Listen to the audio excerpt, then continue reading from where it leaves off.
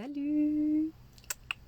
Je fais une petite vidéo aujourd'hui rapide pour parler de challenge, pour parler des moments où dans la vie ça demande du leadership, où ça demande de se positionner, où ça demande de garder la foi.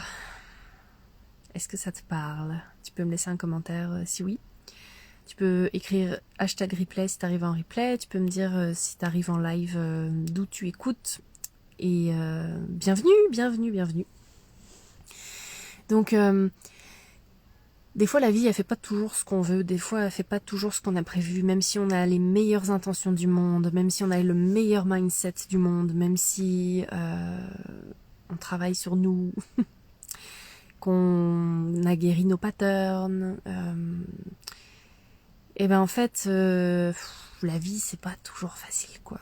Je pense que je t'apprends rien en disant ça. Aujourd'hui ça a été vraiment une journée de bouette, comme on dit au Québec. La bouette c'est la boue, c'est le caca quoi. Et puis littéralement en fait, parce que peut-être que tu le sais, mais je suis en voyage, en road trip à travers les États-Unis depuis à peu près 3 mois et demi maintenant. Et il nous est arrivé plein de challenges depuis qu'on est parti. Vraiment beaucoup. Et dès le début, en fait, dès la première journée, ça a été exponentiel. On va dire que plus ça allait, plus on se disait, bon, cette fois, c'est bon, on a vécu le pire. Et pouf, genre le lendemain ou une semaine plus tard, quelque chose d'autre arrivait. Et la vie en van, aussi merveilleux que ça peut être de ce qu'on voit sur les réseaux sociaux, la van life, les road trips, ça fait rêver tout ça. Oui, c'est sûr que ça fait pas mal rêver, qu'il y a beaucoup de super belles choses, notamment pour moi ce qui m'émerveille le plus, c'est de voir les levées de soleil, les couchers de soleil dans des paysages sublimes, et aussi les rencontres qu'on fait presque tous les jours. On fait des nouvelles rencontres qui nous touchent le cœur. Et à côté de ça, on vit beaucoup de challenges, mais ces challenges-là nous font aussi faire des belles rencontres. Et alors aujourd'hui, par exemple, je ne vais pas donner les détails parce qu'on a fait beaucoup de rencontres et on a eu beaucoup de challenges aujourd'hui. Il y a eu comme un enchaînement de petites catastrophes. Et une qui à un moment donné m'a fait quasiment perdre le contrôle parce que je me sentais fatiguée et j'étais comme encore un test, ça va s'arrêter quand, tu vois.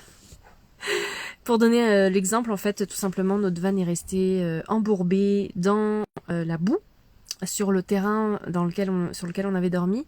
Et en fait, pour notre défense, quand on est allé s'installer sur ce terrain-là, il pleuvait pas, donc c'était sec.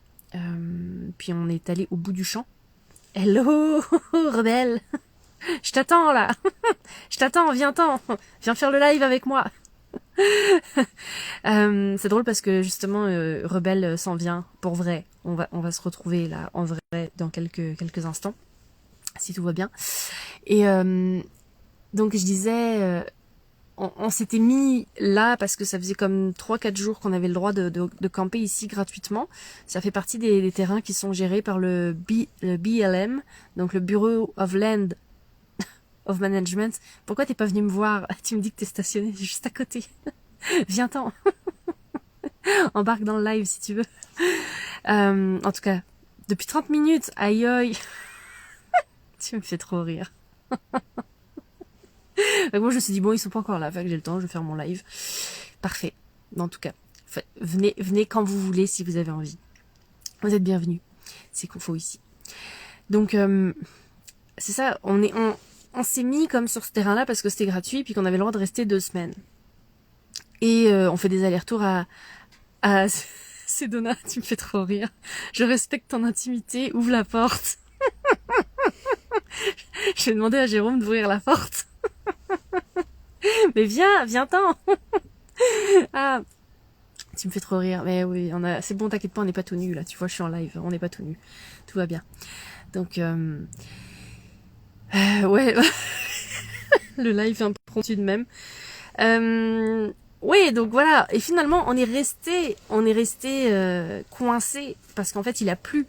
Et le jour où on avait prévu de sortir, il s'est mis à pleuvoir des trombes. Et là, on savait que ce serait pas un bon moment pour sortir du terrain de camping.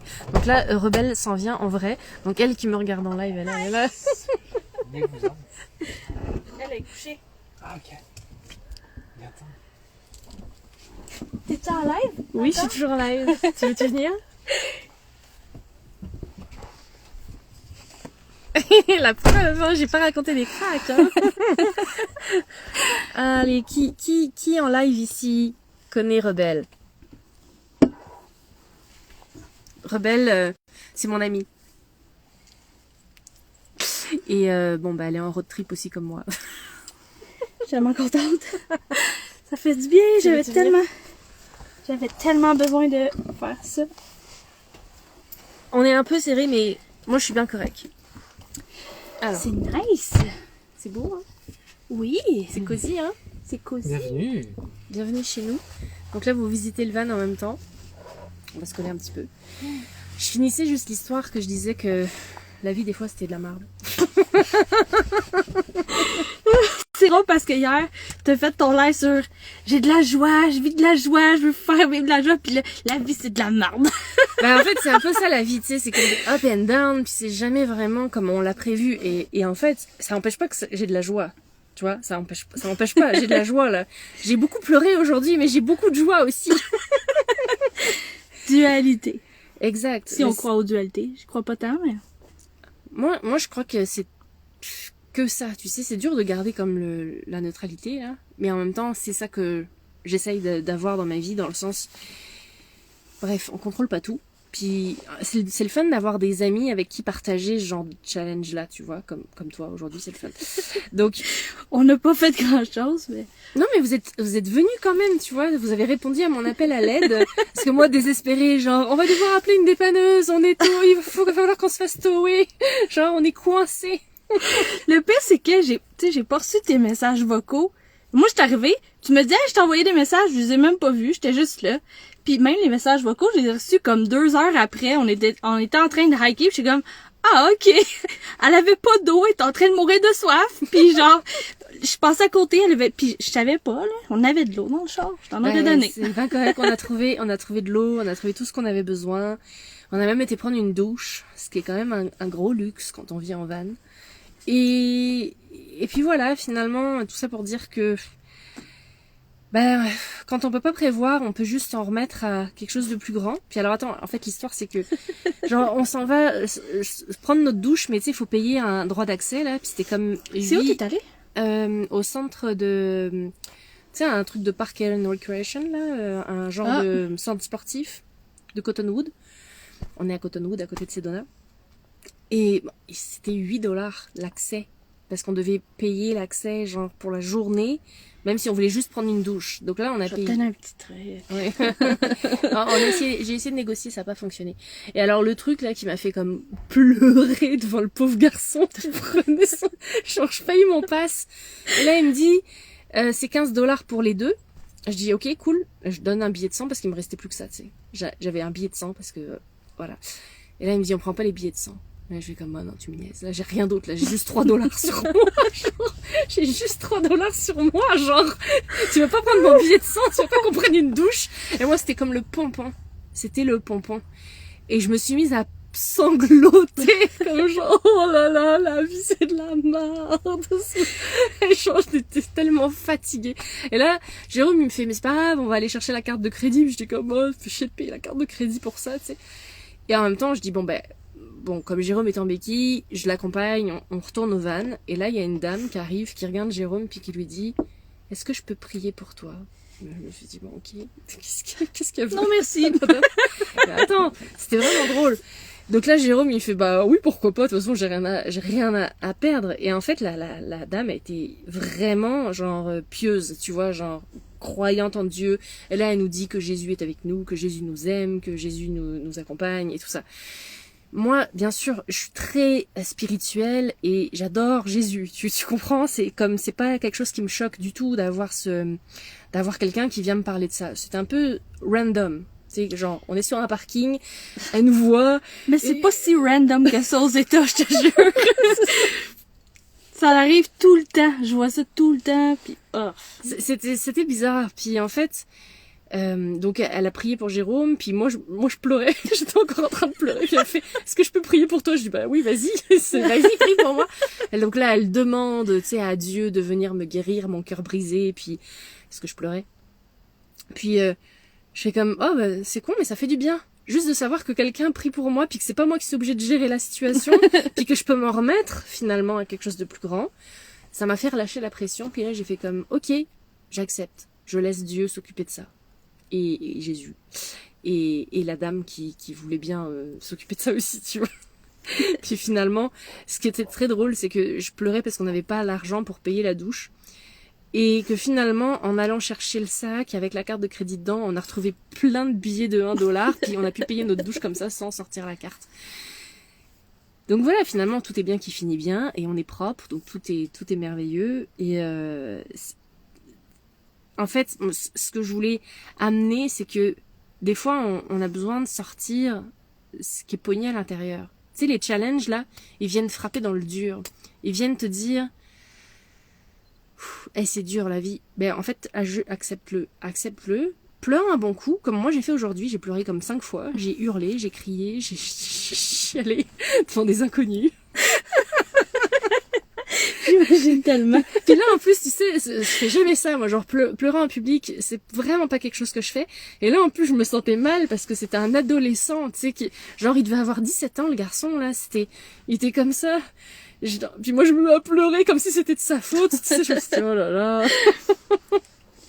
Moi, pour les douches, j'ai un abonnement au Planet Fitness. Ouais.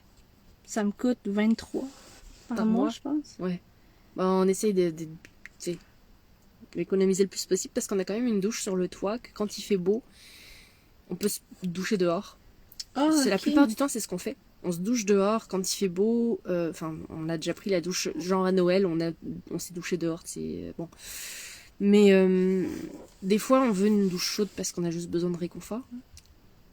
C'est bien la douche froide, c'est pratique. Mais une bonne douche chaude de temps en temps, enfin, on se paye des fois un petit truc comme ça. Là où on a été l'autre jour, c'était quoi? C'était à Phoenix. Exact. C'était à Phoenix, mon chum. Et là, c'était génial parce que c'était à peu près 6 $, je pense, la journée. Et tu peux passer la journée là. Donc, tu as accès au gym, tu as accès à la piscine, tu as accès en fait à tous les équipements. Donc, tu peux aussi t'entraîner, ce qui est cool. Mais ce qui était génial dans celui-là, c'est qu'il y avait un hammam et un sauna. Donc moi j'étais comme, moi j'ai payé quasiment l'accès pour aller juste là. Genre je prends ma douche mais je vais aussi au sauna, puis j'ai fait aussi un petit entraînement. Mais c'est sûr que c'est des choses auxquelles on doit penser quand on est sur la route. Hello Ali. regarde ça, les Dulwich Beach avec toi. Ton équipe de feu de cette année là. Tu vas t'en occuper, hein? Tu vas t'occuper de ces 2 bras cassés là. C'est deux... Non, je plaisante. Mais ouais, non mais voilà, bref, tout ça pour dire que même quand la vie c'est de la merde, il y a toujours des solutions. Puis il y a des gens qui prient pour vous, c'est merveilleux les États-Unis pour ça, franchement. Les gens qui prient pour toi, il y en a partout. Hein, ouais. Ouais, c'est ça. Fait que moi aussi, je peux prier pour toi si tu veux, si t'as besoin. Good. Amen. Aïe, La aïe. réunion de famille. Ali a dit, c'est une réunion de famille. Ouais, bah c'est ça. Il manque plus que toi là, on t'attend. Hein, qu'est-ce que tu fous? Faudrait s'en retourner vers le Texas. J'y ai passé plus d'1 mois et demi, ce qui n'était pas du tout prévu. Mais j'ai bien aimé le Texas. Quand même, ça a été un très beau... J'aime le Texas du plus profond de mon cœur. Ouais, franchement, c'est vraiment nice. Puis, au tout début, on tripait pas tant que ça. Et en fait, parce que c'est là qu'on a eu nos problèmes électriques. Donc, tu sais, tout de suite, quand t'as des problèmes à un endroit, t'es comme, c'est nul ici. C'est pas de la faute à l'endroit, mais c'était quand même chiant. Et... Ça me fait penser, justement, à comme l'inverse où... Tu sais, je me suis retrouvée dans des endroits où je me sentais tellement bien, puis là, j'essaie d'y retourner, puis... T'as plus envie? Non, le feeling est pas là. Ou t'essayes d'aller à quelque part parce que tu veux vivre ce que tu vivais à ce moment-là, mais c'est à l'intérieur de toi, c'est pas là. Ouais. C'est souvent décevant. Tellement. Souvent, en plus de ça, c'est un bon point ce que t'amènes, c'est que, tu sais, des fois quand t'as des attentes, parce que nous, par exemple, on s'en va en France, nous, en avril-mai, là, à peu près dans ces eaux-là, on retourne en France, ça fait 4 ans qu'on n'y a pas été. Puis mon chum et moi, on est français d'origine, là, au cas où t'as pas remarqué mon accent. Non, t'as pas entendu? Je trouve que pour les Québécois, t'es française, mais pour les Français, t'es sûrement québécoise. Absolument, c'est ce qu'on me dit tout le temps. On me dit, ah, ton accent québécois. Je dis, bah non, bah dis ça à un Québécois, tu vas rigoler. Je pense pas. Donc, c'est vraiment, c'est la grande dualité, tu vois, ça aussi. La dualité de quand ça fait tellement longtemps que t'habites quelque part que t'as pris un peu le vocabulaire, les intonations et tout. Et puis, ben, on se disait justement, ah, on a vraiment hâte de retourner en France, tu sais, juste pour se reposer, les racines, la bonne bouffe, tu vois, genre le genre de truc qui nous plaît parce que c'est de là où on vient, les beaux paysages et tout. Et à chaque fois, tu sais, on se fait tout un flanc. Ah ouais, trop bien, on va manger ça. Ah ouais, trop bien, on va voir ça. Ah ouais, on va voir les amis. Ah ouais, on va voir la famille. Puis à chaque fois, on repart de là, on est comme, c'était de la merde. Tu sais, genre, on est épuisé parce qu'on a vu tout le monde, puis nous, on est tellement contents de voir la famille parce que ça fait longtemps qu'on les a pas vus, mais en fait, eux, ils s'en foutent de notre gueule. Ils veulent juste continuer leurs affaires, ce qui fait que nous, on va dire que parce qu'on habite dans un autre pays, puis qu'en plus de ça, on voyage énormément, on a d'autres points de vue sur la vie, tu vois. On a une ouverture d'esprit, on va dire. Et que eux, ont pas vraiment, puis en fait, ils restent pognés dans leur caca, dans leur boîte, justement, et ils ont pas envie de changer, puis ça les intéresse pas de changer. Et en fait, c'est pas qu'on y va pour les changer, loin de là, mais de se rendre compte que eux ont pas envie de changer, ça nous donne pas envie de rester, parce qu'on se dit, mais c'est quoi l'intérêt de vivre leur vie comme ça? Moi, j'ai envie d'aventure dans la vie, puis en fait, j'en vis tous les jours, tu vois. J'ai envie tous les jours, sinon j'aurais pas choisi la van life. Manifeste-la ton aventure. J'aurais pas choisi la demain. J'aurais pas choisi la van life et j'aurais surtout pas choisi d'être entrepreneur parce que ça, je pense, c'est la plus grosse aventure là. On va se le dire. Puis en plus de ça, de partir vivre ailleurs et tout ça. Donc t'es une outsider dans ta propre famille, mais c'est clair. Puis je pense que tu sais, on a tous un petit peu le rôle, en tout cas, on va dire, les gens que je connais, mes clients, mes coachs, mes amis et tout ça, on est un petit peu les moutons noirs. Puis faut juste accepter que des fois, c'est nous qui venons disrupter la lignée, tu sais. On vient genre briser le pattern de la lignée, de tout ce qui va être toxique, puis tout ce qui va être plus vraiment, on va dire, nécessaire de transmettre et de continuer à générer, quoi. Donc, voilà. Generational Curse Breaker. Ouais, c'est ça. Ouais, on est des Curse Breakers. En tout cas, moi, je sais que j'en suis une. C'est pas un rôle très facile. Et, mais ça, j'accepte, moi, de plus en plus à vivre ma vulnérabilité comme, tu sais, les moments comme aujourd'hui, là, les journées où je fais juste pleurer, puis crier, puis je suis comme... Non, mais tu sais, j'aime ma vie, mais je trouve qu'elle est challengeante. et je me dis, bah, ça va passer. Tu sais, Jérôme est très sage. Des fois, il me dit, c'est temporaire. Ça va passer. C'est, tu vois, l'impermanence et tout ça. Calme-toi. Calme-toi. C'est ça, c'est bon. Tu dis, calme-toi. Puis là, c'est genre, dis-moi pas de me calmer! Pas tout à fait, mais bon. Donc, voilà. Je sais pas, ça fait combien de temps que je suis en live, là? Peut-être 10-20 minutes. Fait que...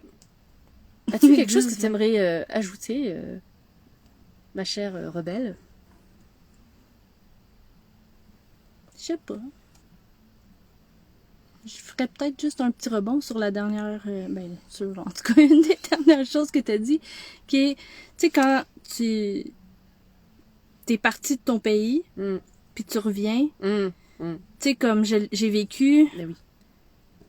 Quand je suis partie pendant le COVID, j'ai été... Non, pas pendant le COVID, un petit peu après. Je suis partie pendant 1 an aux États-Unis, juste à me promener un peu partout. Puis je suis revenue au Canada. J'ai trouvé ça tellement challengeant parce que je suis comme revenue 1 an après avec tout ce que j'avais vécu, toutes les places, toutes les prises de conscience, la magie, puis la marde, puis tout. Je reviens, puis tout est pareil. Il y a rien qui a changé. C'est ça.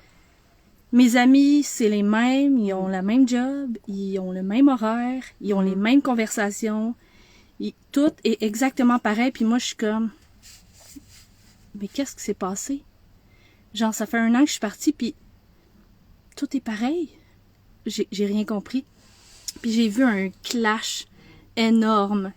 Puis ça a brisé vraiment beaucoup de choses parce que je pouvais plus raisonner avec ces gens-là. Tu sais, pour eux, le temps n'a pas avancé, mais le mien, puis il y a une de mes coachs qui m'avait dit, tu sais, 1 an dans ta vie, c'est pas équivalent à 1 an dans leur vie. Ouais, c'est ça. Puis ça m'a amené une relation qui est complètement différente au temps. Qui est comme, le temps est pas le temps, le temps est des aventures. Exact. Puis ça me fait penser à ce que Ali disait parce que moi j'ai écouté tous les lives à retardement, parce qu'à cause du road trip, je fais jamais les trucs en même temps que les gens. Mais Ali, elle avait fait un live sur la Ridge Beach, justement, pour dire est-ce que vous voulez embarquer là-dedans. Puis elle disait, 1 mois dans la vie d'une entrepreneur, là, il s'en passe plein des affaires en 1 mois pour nous. Puis là, j'étais comme, hey my god, oui, c'est vrai, un mois, c'est presque 1 an, hein, tu sais. Dans tout ce qu'on met en place, dans tout ce qui bouge, de tout ce qui peut bouger, tu t'attends pas, tu sais, genre le 1er janvier, là, puis que le 31 janvier, il s'est passé plein d'affaires, là, quand t'es entrepreneur. Et puis c'est vrai que la relation au temps, elle est différente. En plus, quand t'habites pas dans ton pays d'origine et que tu vis sur un autre rythme, c'est un petit peu comme si on était sur une autre ligne de temps ou dans une ligne de temps parallèle. Parce que moi, quand je retourne en France, je me suis dit, j'ai l'impression qu'on n'a pas vécu la même vie, tu sais, genre, je reviens, j'ai l'impression de faire un bond je reviens comme 50 ans en arrière, là, tu vois. Des fois, ça me fait tellement un choc. Puis, pendant le voyage aussi, toutes les personnes qu'on a rencontrées, j'avais l'impression aussi qu'on n'était pas sur la même timeline, tu vois. J'étais comme, non, mais clairement, on va pas au même endroit, là. Et ils me parlent de trucs que je sais même pas c'est quoi, tu vois. J'étais comme... Et puis, Ali, tu dis, comme diraient les croyants, le petit Jésus te donnerait pas ses épreuves si tu pouvais pas les handle. Mais t'as raté le début du live, là. Tout à l'heure, je disais que justement, on a croisé une madame qui a prié pour nous. Et qui nous a dit que Jésus était avec nous. Et moi, elle m'a dit, Jésus va te donner la force parce que you have big challenge ahead of you. Genre, j'étais comme, non, tu me niaises, là, c'est bon, des challenges. T'as juste le goût de dire, fuck you, bitch. Et j'étais pas tellement contente parce que elle me dit, t'as encore des grosses épreuves dans ta vie qui t'attendent. J'étais comme, calme-toi, parce que je peux te dire un truc, c'est que j'en ai vécu beaucoup déjà des grosses épreuves. Là, je suis 6-3, mon profil c'est 6-3 là. Genre, je pense que je suis le profil en human design qui a le plus d'épreuves dans sa vie là. Je comprends pas. Et là, elle me dit, mais t'inquiète pas, Jésus est avec toi. Puis en plus de ça, t'as une grande mission. Et là, j'étais comme, ah non, c'est bon là, j'ai pas envie d'avoir cette pression, puis j'ai pas envie d'avoir cette responsabilité. Laisse-moi tranquille. Si j'ai envie d'avoir une relation avec Jésus, puis que j'ai envie qu'il me donne de l'amour et de la foi, je vais lui demander moi-même. Mais finalement, c'est bon quoi. Jésus t'a mis une coach sur ta route. Oui, oui, Jésus t'a mis une coach sur ta route. Tu vas prier pour moi, Ali, c'est ça que t'es en train de dire? Oh my god. Oh my god, ouais, les gros challenges, c'est bon, je pense. Mais en tout cas... Les gens bizarres qu'on rencontre, des fois... Tu sais, j'étais allée chercher... Je pense que j'étais allée chercher Casey à l'aéroport quand il est revenu chez sa mère. Puis, j'étais dans un stationnement, puis je donne tout le temps de l'argent aux gens qui quittent, là, tout le temps. Puis là, il y en a un qui arrive, puis je vais juste lui donner de l'argent en espérant qu'il s'en aille, tu sais, parce que genre, j'ai pas le goût de te parler. Puis il m'a parlé pendant 1 demi-heure, là, puis il me dit un paquet d'affaires, puis moi, je veux pas d'enfant dans la vie, tu comprends? Puis c'est comme, il y a tout le temps quelqu'un qui vient me prédire que je vais avoir un enfant, puis c'est comme, arrêtez de me dire ça! Mais tu sais, ce que moi on me le fait souvent ça aussi, genre j'ai des gens que je connais, c'est pire parce que c'est des gens que tu connais, tu sais, des gens qui viennent te dire, toi là, moi je sens dans ton énergie, t'as un enfant qui veut venir avec toi là. Et mets toutes tes affaires. Lâche mon énergie tranquille. Là, je dis, d'où tu penses que déjà ça m'intéresse là, et en plus arrête de projeter. C'est pas parce que toi t'aimerais avoir un autre enfant, peut-être que ça veut dire que moi j'en veux, puis que je suis prête, puis que j'ai envie d'en avoir maintenant. Mais je déteste me faire projeter des affaires comme ça. Surtout quand ça reste. Moi c'est ça qui me dérange, je suis comme, ça s'en vient-tu, si tu l'as? Si tu l'as? Non. Ouais, c'est ça. Elle me fait rire, Ali, elle dit « On m'a prédit un accouchement en 2022, finalement j'ai fait 100 000 piastres. » Mais c'est ça. Il y a des accouchements, les projections, des fois, qu'on nous met dessus, surtout dans ce qui concerne les enfants puis les bébés, là, des fois, oui, c'est sûr qu'on peut voir ça comme c'est un projet, puis t'accouches d'un projet, effectivement. Mais en tout cas, je trouve ça délicat d'amener ces sujets-là, surtout à des gens, tu sais, que tu connais, là. C'est comme... ma grand-mère, à la limite, c'est la seule que je pourrais tolérer qu'elle me dit « Comment ça se fait que t'as pas encore d'enfant ?» Tu sais, c'est la seule que je pourrais éventuellement tolérer, parce qu'elle a plus de 80 ans, là, tu vois. Donc, je veux dire, sa génération. C'est sa génération, tu vois. Mais quelqu'un que je connais, ou encore pire, quelqu'un que je connais pas... Mais mêle-toi de tes affaires, en fait, j'ai pas envie. J'ai pas envie que tu me dises ça. Genre, occupe-toi de toi, là. Occupe-toi de ton propre intérieur, tu vois. Et Puis lâche mon énergie tranquille. C'est ça. Mais ça, là, moi, j'apprends à mettre mes limites. Pendant très longtemps, j'étais vraiment pas bonne là-dedans, là. Je croyais tout ce qu'on me disait. Puis je prenais pour du cash, tu vois. On verra. Ouais. Moi, tu sais, c'est pas que je doute. Puis c'est pas que je crois pas ou je doute pas. C'est juste comme... Ça reste un peu en suspens jusqu'à ce que... Oui. Et puis aussi, c'est comme... Comment dire? Je veux dire, je sais de quoi je parle. Je suis psychique aussi, tu sais. Je veux dire, je suis capable de demander si... Je te prédis un avenir radieux, Stéphanie. Tu me prédis-tu une année à 100K? Je nous le prédis une année à 100K toutes les deux. Je nous le prédis, ça c'est sûr. Mais ouais, en tout cas, quand c'est random, puis que tu sais, t'as pas demandé, puis que t'es pas comme dans une séance où t'as envie de savoir, je veux dire, c'est quoi le rapport là? À moins t'as l'impression que t'as envie d'être... comme peut-être que t'as l'impression que tu vas être aimé parce que tu donnes des bonnes nouvelles aux gens. Bonne nouvelle! Ben, pour eux, c'est peut-être des bonnes nouvelles Ouais, parce que tu sais, l'arrivée d'un enfant, généralement, c'est toujours comme mais merveilleux. Tu sais, c'est comme bien. On dit souvent que c'est des bonnes nouvelles, tu vois. Et puis je dis bah ça dépend pour qui. Hein. Ça dépend pour qui. Surtout aux États-Unis, tu sais, maintenant t'es comme bah oui, je peux pas avorter où je veux, fait que. Pas au Texas. Non, voilà, c'est ça, par exemple. Donc, qu'est-ce que t'as dit, Ali? Man, je déteste les gens qui te disent des trucs que t'as pas demandé, là. C'est ça. Urk, après la Madame de Jésus, vite ta bulle. Ah oui, t'inquiète, c'est fait. J'ai pris ma douche depuis. J'ai pris ma douche, là. Et elle dit, je vous prédis un 100K, moi. Je suis pas psychique, mais je le prédis. Parfait. Ben, en tout cas... tu vas nous aider à y arriver, hein. C'est ça. Hein. Moi, je pense qu'Ali est pas mal plus psychique qu'elle prétend. Mais oui, elle prétend ne pas l'être. Elle le sait. Ouais, oui, elle sais qu'elle sait. Elle sait qu'elle sait. C'est clair. Elle sait qu'elle sait, Arrête elle me de l'a faire dit. semblant, là. Je suis pas psychique, là. Si, tu le sais. Mais... J'ai envoyé une carte postale, elle dit, elle savait que tu m'en enverrais une. Fait que voilà, elle l'avait prédit. Bon, ben, merveilleux. Fait que merci pour ce live. Hein, c'était impromptu, puis fun. Pour de vrai, je pensais que vous m'aviez entendu arriver. Ben non. Puis en plus, on avait la lumière. Puis mais je viens de voir que vous avez pas vraiment de fenêtre. C'est plus un mur. Fait ouais. que... Fait que... voilà, je pense qu'on va passer une soirée ensemble maintenant. Tranquille, relax. Et puis... ben, on se reparle bientôt. Hein? Demain peut-être. Bye bye.